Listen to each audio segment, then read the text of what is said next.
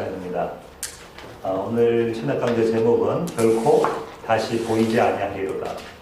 계시록 18장 20절부터 24절까지 살펴보도록 하겠습니다.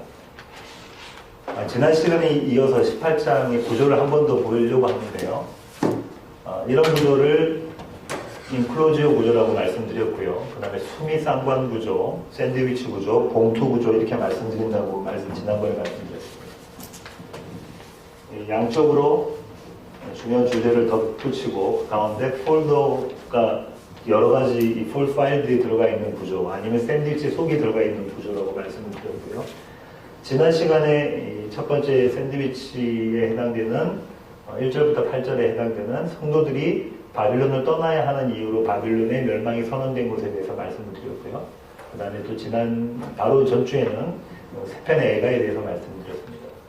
오늘 하려고 하는 부분은 성도들이 하나님을 찬양해야 하는 이유로 바빌론의 멸망이 선언된 것에 대해서 살펴보고자 하는데 이필찬 교수님이 이런 말씀을 하셨어요. 요한계시록의 구조는 나눌 수 있는 구조는 100이면 100 다르게 나눠질 수 있다.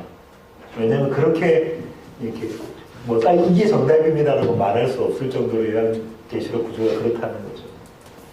그래서 저는 18장 20절부터 19장 5절까지 다를 하지 않고 오늘 18장 마지막 절까지 24절까지 살펴보고 다음 시간부터 해서 19장 첫 절부터 살펴보도록 하겠습니다.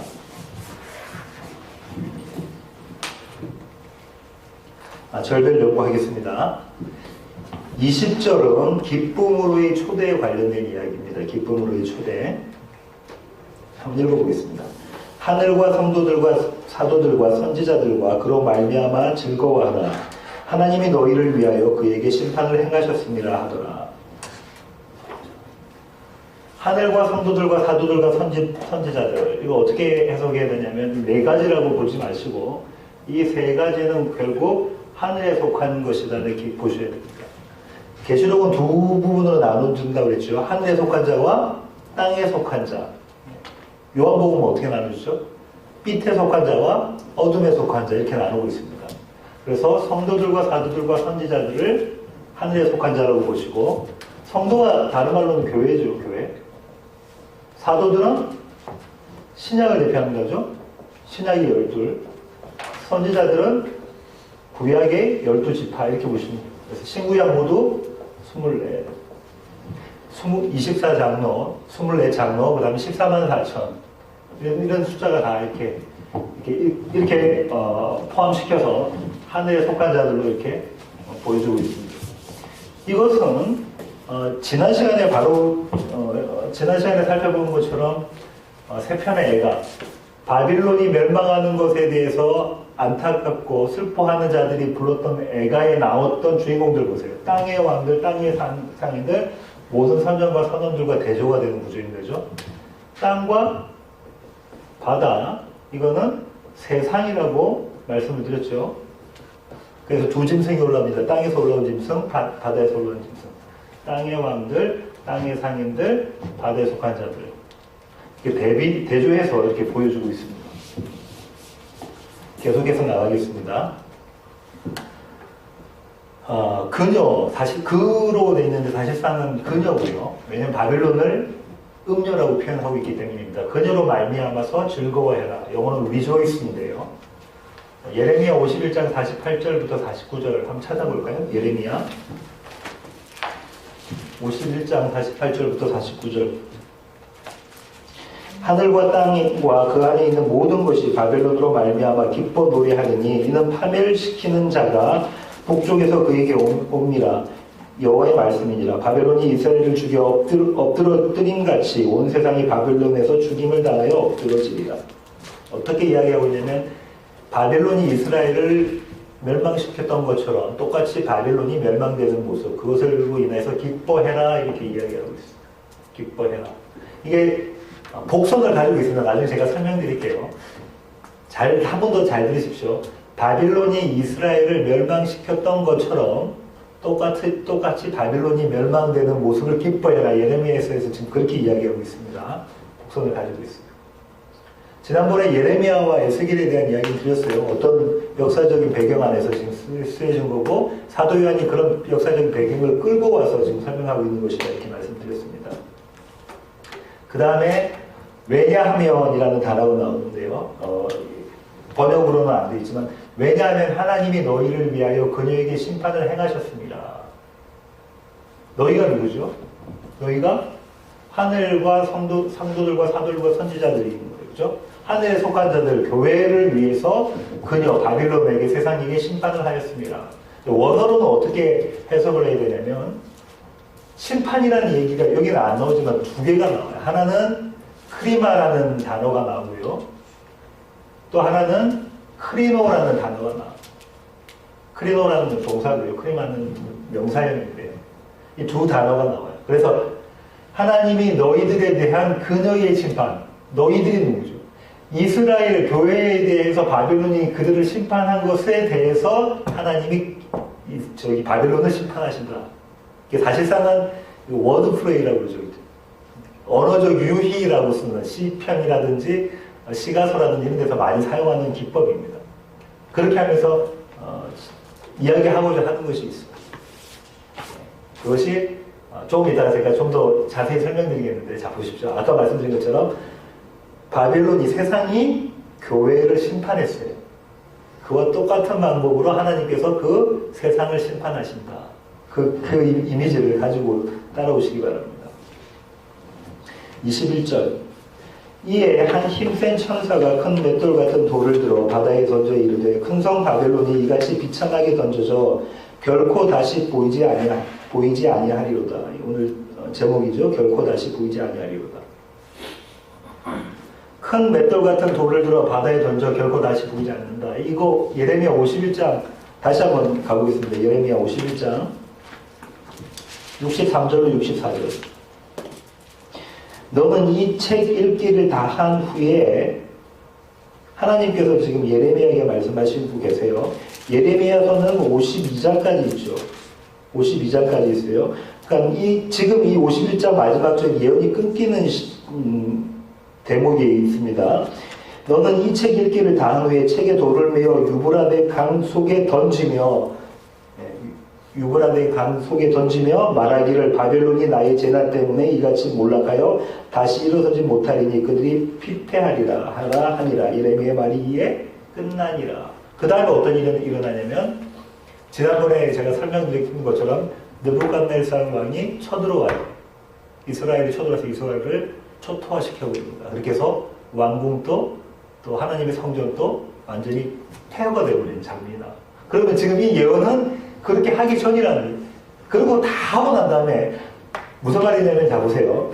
하나님께서 이스라엘의 우상숭배, 이스라엘이 하나님을 거역한 것, 배신한 것에 대해서 바빌론을 들어서 사용하시고 나중에는 그 바빌론을 없게 하시는, 멸망시키시는 모습이 그림이 예레미야서에 담겨져 있는 것입니다. 계속 가볼게요. 우리 성경에는 비참하게라고 해석되어져 있는데, 새 번역을 보면은 그게 비참하게가 아니라 큰 힘으로 해요. 원어로 보면 이게 큰 힘으로만 맞아요. 큰 힘으로. 큰 성 바벨론이 이같이 비참하게가 아니라 큰 힘으로 던져져 결코 다시 보이지 아니하리로다. 다시 보이진 않는다는 거죠. 그러니까 한번 생각해 보세요. 큰 강 유브라테스 강에 돌을 묶어서 책을 탁 집어던지면 그 책이 앞으로는 안 보일 거잖아요. 그리고 똑같은 모습으로 이제는 이 세상 바빌론, 음녀가 보이지 않을 것이다. 심판이 얼마나 확실하며 또 신속하고 또 강력하게 일어나는가, 그 그림을 그리고 있습니다. 그리고 결코 다시 보이지 아니하리로다, 이 어구를 세 편의 시가서에서 나왔는데 그 중에서 상인들의 애가에서 나왔어요. 14절 한번 보겠습니다. 바빌론아, 내 영혼이 탐하던 과일이 내게서 떠났으며 맛있는 것들과 빛난 것들이 다 없어졌으니 사람들이 결코 이것들을 다시 보지 못하리로다. 바벨론과 바벨론에 속해 있던 과일과 맛있는 것들과 빛난 것들을 다시 사람들이 보지 못할 것이다. 여기서도 두 가지 대조점이 있습니다. 하나는 상인들은 이 바빌론의 영화와 사치가 사라지는 것에 대해서 슬퍼하면서 불렀던 노래고요. 성도들은, 하늘에 속한 자들은 어떻게? 이것을 기뻐하면서 부르는 거예요. 세상은 어떻다고요? 세상은 세상에서 왕노릇하는 그 바빌론의 모습이 없어지는 것을 슬퍼하는데 교회는 어떻다고요? 세상에서 왕노릇하는 그 모습이 없어지는 것을 기뻐하라라고 이야기를 하고 있단 말이에요. 그 감이 이해가 되십니까? 바울은 그걸 어떻게 이야기를 표현하고 있습니까? 내가 세상에 대해서 죽고 세상은 나에 대해서 죽은 모습, 그 대조되는 모습으로 바울은 이야기를 하고 있습니다. 조금 더 보면 더 큰 클루가 나오니까 그때 다시 한번 설명드릴게요. 22절부터 23절 상반절까지. 또 검은고 타는 자와 풍류하는 자와 퉁소 부는 자와 나팔 부는 자들의 소리가 결코 다시 내 안에 들리지 아니하고 어떠한 쇠공업자든지 결코 다시 내 안에서 보이지 아니하고 또 맷돌 소리가 결코 다시 내 안에서 들리지 아니하고 등불빛이 결코 다시 내 안에서 비치지 아니하고 신랑과 신부의 음성이 결코 다시 내 안에 들리지 아니하리로다. 보세요. 검은고 타는 자, 풍류하는 자, 퉁소 부는 자, 나팔 부는 자, 다 뭐 음악에 관련된 종사하는 사람들이라죠. 음악, 예술, 일상의 기쁨, 뭐 이런 것들이죠. 음악뿐만 아니라 음악에 대한 이야기를 하고 있지만 일상에 대한 기쁨. 근데 이런 사람들이 다시 보이지 않는데요. 도시가 황폐해졌다라는 의미를 가지고 있고요. 세공업자가 보이지 않는데 당시에는 경제 문화적으로 어떻게 했냐면 길드라는 게 있어서 이게 가내 수공업입니다. 근데 그 가내가 자기 집만 하는 게 아니라 좀 집안들이 쫙 모여서 가내 수공업을 해요. 그걸 갖고 먹고 살았단 말이에요. 우리 사회 시간에 배웠던 것처럼 그 길드 산업 이게 완전히 몰락해 버린 거죠. 경제가 몰락해지는 모습. 맷돌 소리는 뭐냐? 맷돌 갖고 식량 먹는 거잖아요. 이제 부셔가지고 밀가루 만들고 그렇게 해서 식량이 없어졌으니까 생존 불가능한 상태. 등불빛은 뭐냐면 그 등불빛이 있어야 안전하고 편리하잖아요. 밤에도 움직일 수 있고 또 안전한 사회가 될 수 있는데 그런 도시 생활이 불가능해졌다. 신랑과 신부의 음성이 사라졌다는 것은 신랑과 신부는 인간관계의 대표적인 것인데 이 긴밀한 유대감의 대표적인 것인데 그 유대감이 상실했다. 뭐 학자들은 이렇게 이야기를 합니다. 여기서 재미난 거는 예레미야 25장 10절에 이 얘기가 나온다는 거예요. 그러면 사도 요한이 왜 이야기를 여기서 이 예레미야서 거를 인용했을까가 우리가 궁금해져요. 그냥 학자들이 이야기했던 요거뿐만 아니라 한번 찾아볼게요. 예레미야 25장 10절. 찾으셨으면 제가 읽겠습니다. 내가 그들 중에서 기뻐하는 소리와 즐거워하는 소리와 신랑의 소리와 신부의 소리와 맷돌 소리와 등불빛이 끊어지게 하리니 왕이잖아요. 똑같은 얘기를 하고 있어요. 이 모든 땅이 폐허가 되어 놀랄 일이 될 것이며 이 민족들은 70년 동안 바빌론의 왕을 섬기리라. 그럼 이 폐허가 된 나라가 어떤 나라예요? 바빌론입니까 지금? 아니에요. 누구예요? 이스라엘. 자, 왜 그렇게 하셨는가 한번 볼까요? 쭉 한번 올라가 보겠습니다. 이 3절부터 볼게요. 3절. 유다의 왕 아몬의 아들 요시아 왕 13째 해부터 오늘까지 23년 동안 여호와의 말씀이 내게 임하기로 내가 너희에게 꾸준히 일렀으나 하나님 말씀을 전했습니다. 너희가 순종하지 아니하였느니라. 그러므로 여호와께서 그의 모든 종 선지자를 너희에게 끊임없이 보내셨으나 너희가 순종하지 아니하였으며 귀를 기울여 듣지도 아니하였도다. 그가 이르시기를 너희는 각자의 악한 길과 악행을 버리고 돌아오라. 그리하면 나 여호와 너희와 너희 조상들에게 영원부터 영원까지 준 그 땅에 살리라. 너희는 다른 신을 따라다니며 섬기거나 경배하지 말며 너희 손으로 만든 것으로서 나의 노여움을 일으키지 말라. 그리하면 내가 너희를 해하지 아니하리라 하였으나 너희가 내 말을 순종하지 아니하고 너희 손으로 만든 것으로서 나의 노여움을 일으켜 스스로 해하였느니라. 여호와의 말씀입니다. 어떻게 했다는 거죠? 이거 지금 다 누구에 대한 얘기냐면 이스라엘에 대한 얘기. 이스라엘. 그렇지 아니죠? 유다에 대한 거예요. 유다. 근데 왜 이렇게 하신다는 거예요? 왜 검은고 타는 자, 풍류하는 자, 퉁소 부는 자, 나팔 부는 자, 세공업자, 맷돌 소리, 등불빛, 신랑과 신부의 음성을 다시 못 보게 하겠다는 거예요. 왜 그렇게 하신다는 거예요? 앞쪽이 뭐라고 써있죠? 이스라엘이 뭐 했기 때문에? 음행하였기 때문에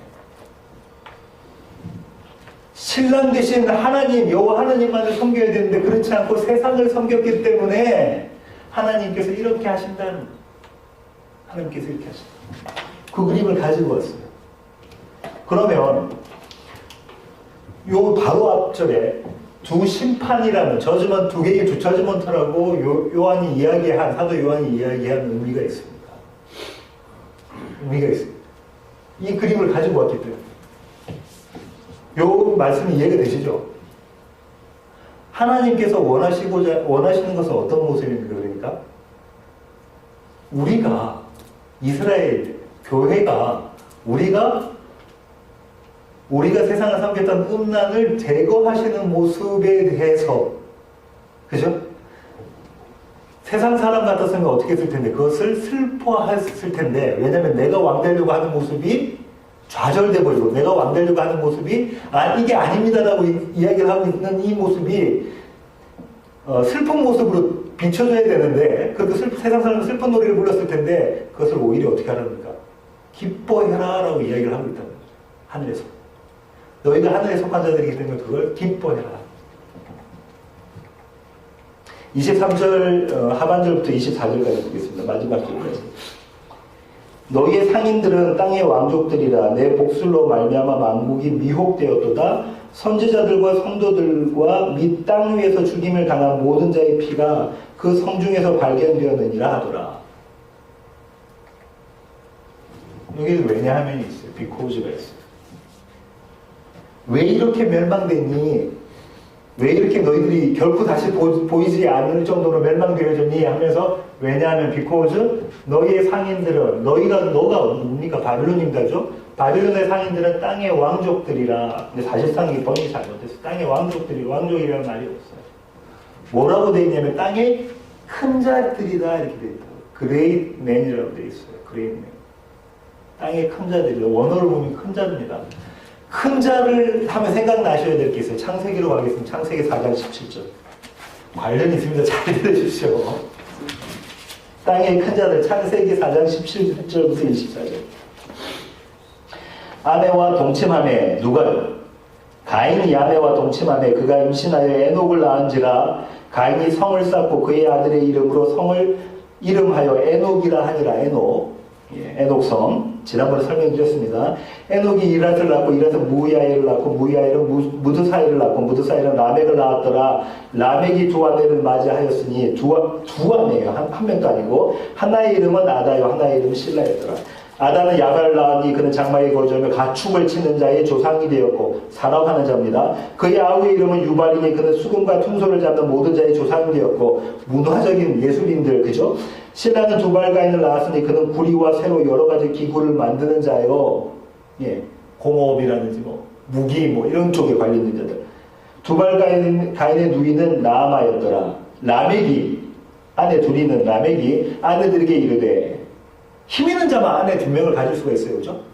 네, 그런 자가 아다와 실라여 내 목소리를 들으라. 라멕의 아내들이여 내 말을 들으라. 나의 상처로 말미암아 내가 사람을 죽였고 나의 상함으로 말미암아 소년을 죽였더라. 내가 조금 상처나면 사람 죽여버리고, 내가 조금 상하게 되면 소년 죽여버리고, 내 마음에 들지 않으면 내가 내 마음대로 다른 사람을 왜냐하면 힘 있는 자이기 때문에 그런 자입니다. 가인을 위하여는 벌이 700일친데 그건 하나님께서 말씀하셨던 벌이에요. 지금. 그런데 지금 자기는 뭐라면 자기를 위해서 라멕을 위하여는 벌이 700일이루라. 내가 판단하겠다. 하나님 저리 가세요. 내가 판단하겠습니다. 라고 이야기를 합니다. 그죠? 이런 자들이 어떤 자예요? 큰 자들이에요. 땅의 큰 자들. 하늘의 큰 자들이 아니라 땅의 큰 자들의 모습을 지금 그리고 있습니다. 계속 보겠습니다. 창세기 6장 1절로 가죠. 사람이 땅 위에 번성하기 시작할 때에 그들에게서 딸들이 나니, 번성에 동그라미 치세요. 하나님은 우리 보고 번성하라고 하셨죠. 그죠? 첫사람 아담에게 번성하라고 말씀하셨고요. 노아가 방주에서 나오고 난 다음에 주님께서 또 주신 말씀이 너 번성해라라고 말씀하셨어요. 근데 사람이 땅 위에 번성했어요. 시작할 때 그들에게서 딸들이 나니, 딸, 여인, 하나님의 아들들이, 하늘에 속한 자들이 세상에 속한 자들의 아름다움을 보고 자기를 좋아하는 모든 여자를 아내로 삼는다. 자기 보기에 좋은 모든 것들을 자기 아내로 삼는다. 누가요? 하늘에 속한 자들이 땅에 속한 자, 세상을 보고 자기가 갖고 싶어하는 것들을 모두 갖는다라는 모습이 그려져 있습니다. 3절 보세요. 여호와께서 이르시되 나의 영이 영원히 사람과 함께 하지 아니하리니, 여기서 이 영은 바울이 이야기한 영적인 것, 육적인 것에 대한 생각으로 받아들이시면 됩니다. 그들이 육신이 됨이라. 그들이 세상과 연합합니다. 세상과 운행하니라. 그러나 그들의 날은 120년이 되리라 하니라. 다들 잘 들으세요. 당시의 땅에는 무엇이 있었고? 네피림이 있었고, 그 후에도 하나님의 아들들이 사람의 딸들에게로 들어와 자식을 낳았으니 그들은 뭐라고요? 용사라. 고대의 명성 있는 사람들이었더라. 라멕이 대표적으로 나왔죠. 창세기 4장에서. 가인의 족속 중에서. 힘 있는 자의 모습이었어요. 힘 있는 자, 큰 자들의 모습으로 나왔어요. 창세기 6장 노아의 그 홍수 사건 바로 이전에는 누가 나왔냐면 네피림이 나와요. 네피림은 무슨 뜻이냐면 이거 힘 있는 자예요. 영어로 이야기하면 자이언트예요. 거인, 골리앗 같은 사람. 다윗과 골리앗의 싸움에서 왜 골리앗이 등장했는지를 아셔야 됩니다. 작은 소년으로서의 다윗과 네피림. 이 네피림 밑에 뭐라고 이야기하냐면 이렇게 해서 나온 자들이 뭐라고요? 용사다. 그리고 그들이 명성 있는 자들이다. 명성 있는 자. 땅의 큰 자들. 이 우리의 모습이잖아요.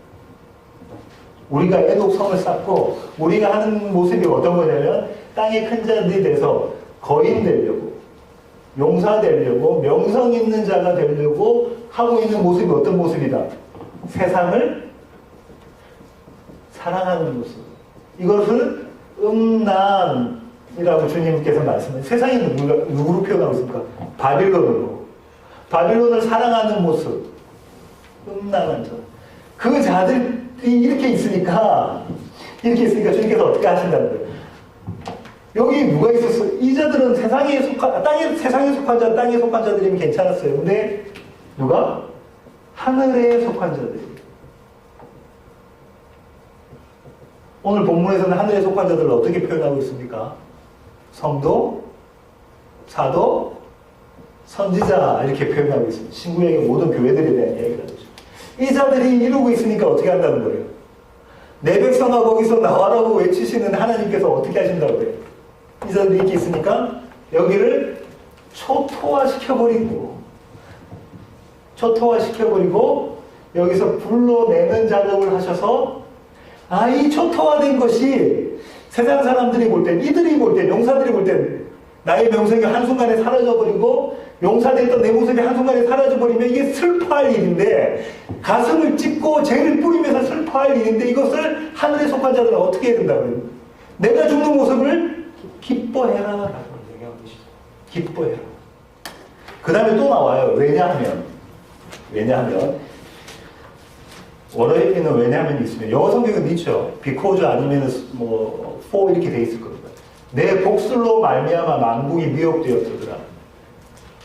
바빌론의 복술, 이게 마술 이런 거 같은데요. 마술. 눈에 보이는 그 마술 이런 것보다는 이거 갖고 온 자들이 있어요. 다윗과 솔로몬에게, 특별히 솔로몬에게 하나님께서 경고하신 게 뭐냐면, 이방 여자들이 자신들의 신들을 갖고 와서 현혹시킬까봐를 경고하셨잖아요. 근데 그대로 솔로몬이 말년에 그렇게 됐잖아요. 이방 여인들을, 첩들, 아내들 다 이방 여인들 데리고 오니까 그들이 뭘 갖고 왔습니까? 그들의 우상, 아이돌을 갖고 와서 결국 그렇게 너무 미혹시키는 모습으로 갔죠. 이렇게 되었기 때문에 그렇다 하면서 그 다음에 또 나온 것이 선지자들과 성도들의 피, 땅 위에서 죽임을 당한 모든 자의 피, 이 피를 갚아주기 위해서, 신원해주기 위해서, 갚아주기 위해서 그렇다. 이필정 교수님 이렇게 말씀하세요. 순교를 각오하며 순종의 삶을 살다간 성도들의 궁극적인 승리이다. 제가 좀 당황스러운 게 좀 목사인데 순교를 각오하며 순종의 삶을 살다가 간 성도 안에 제가 포함될까에 저는 의문이 있어요. 이런 이 순교가 이런 진짜로 육신적인 피 흘림에 대한 이야기라면 그 정도의 처절한 것이라면 저는 과연 제가 이 안에 속하는 모습일까? 일제시대 때 순교당하신 분들이야 그렇지만 저는 그런 모습일까? 저는 뭐 아닌 것 같은 거예요.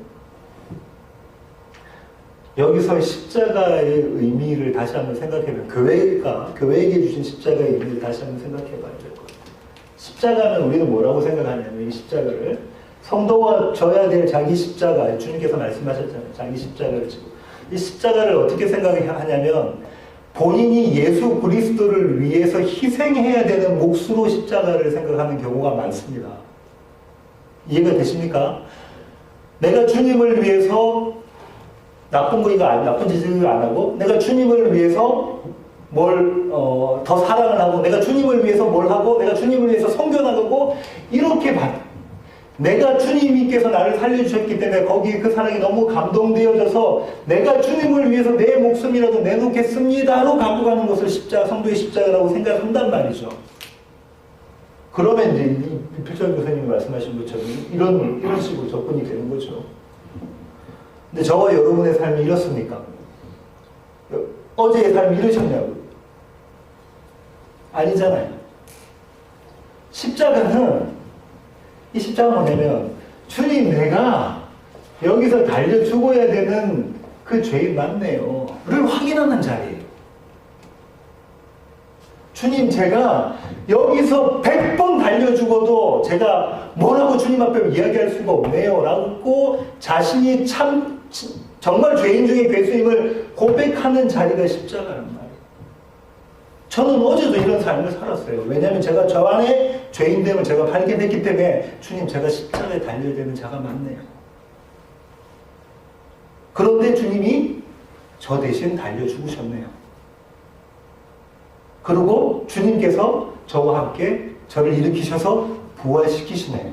세상에 속해 있던 자들이 세상 아니야 하늘에 속한 자가 되라는 그 음성 듣고 일어서게 만드시네요. 이게 십자가의 모습이죠. 그런 의미에서의 순교라면 맞습니다. 지난번 제가 순교 피 흘림에 대한 이야기, 성도들의 피 흘림에 대한 이야기 말씀드릴 때 그렇게 말씀드렸죠. 그런 의미에서는 맞아요. 우리가 주님을 위해서 무엇을 해드리는 것에 포커스를 맞추면 그때부터는 나의 열심이 되어버립니다. 그렇다고 하나님이 어떻게 다 알아서 하시겠죠. 내가 내 마음대로 살래요. 이거 아니죠. 그렇게 할 수가 없어요. 내가 죄인인 줄 아는 자는. 왜 그렇게 할 수 없냐면 내 모습 가운데 그 죄인들 보기 때문에 또 내 모습 가운데 뭐냐면 하나님께서 하시는 놀라운 성령의 열매들을 바라보게 된단 말이죠. 그게 내 것이 아니고 하나님의 것이라는 것을 인식하면서 그러면 어떻게 되냐면 주님 제가 그걸 사모합니다. 그 완성을 소원합니다. 주님께서 이루시는 그날 마지막 때에 주님께서 영광의 모습으로 다시 오셔서 제 이름을 부르시는 그날 제가 그날을 소원합니다. 소망합니다. 라고 쫓아갈 수밖에 없게 되는 거죠. 오늘 조금 일찍 결론을 맺도록 하겠습니다. 결코 다시 보이지 아니하리라. 무엇이요? 바벨론. 어떤 바벨론입니까? 동전 제가 말씀드렸죠. 동전의 한 면으로는 이 바벨론은 세상이에요. 지금 우리가 보이는 세상. 이 세상을 없애버리시고 하나님의 나라가 도래할 것이다. 마지막 때에. 정말 주님께서 이 역사를 끝내실 그때에. 이게 맞아요. 그럼 또 동전의 다른 면. 내 안의 세상, 내 안의 바벨론을 주님께서는 없애버리실 것이다. 이 말이에요. 다시 보이지 않게 하겠다. 그게 저한테 주시는, 저 여러분에게, 교회에게 주시는 하나님의 약속이십니다. 한번 볼까요? 지난 시간에 우리가 찾아봤어요. 성경 공부 시간에, 목요 설교 시간에 배웠습니다. 요한복음 15장 1절부터 2절 다시 한번 보겠습니다.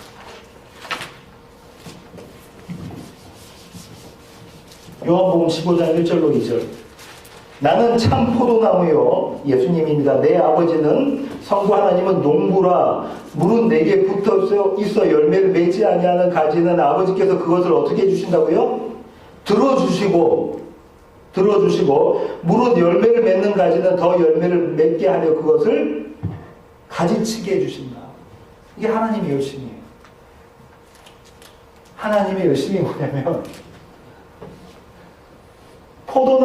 참 포도나무를 우리 가운데 세우시고 가지인 우리가 세상이 좋아요라고 금방 쫓아가는 우리를 세상에 속해 있으면 열매 맺지 못하고 결국은 그 땅에서 썩어질 것이라고 말씀해 주시면서 내 백성아 거기서 나오라고 말씀하시면서 손수이 가지를 들어주셔서 땅으로부터 떨어지게 하시고 하나님 열심으로 떨어지게 하시고 열매 맺고 있는 가지들을 더 열매 많이 맺으라고 불필요한 가지들 제거해 주시는 것이 하나님의 열심이에요. 이 하나님의 열심이 다시 말하면 뭡니까? 우리의 구원이라는 말이에요. 우리가 뭘 믿게 하는 것, 누구를 예수 그리스도를 믿게 하는 그 하나님의 일을 하시는 거, 하나님의 열심, 그 열심. 이 그림이 주님께서 말씀하시는 그림이 그려지십니까? 농부가 어떻게 해요? 땀 흘리면서 일하잖아요.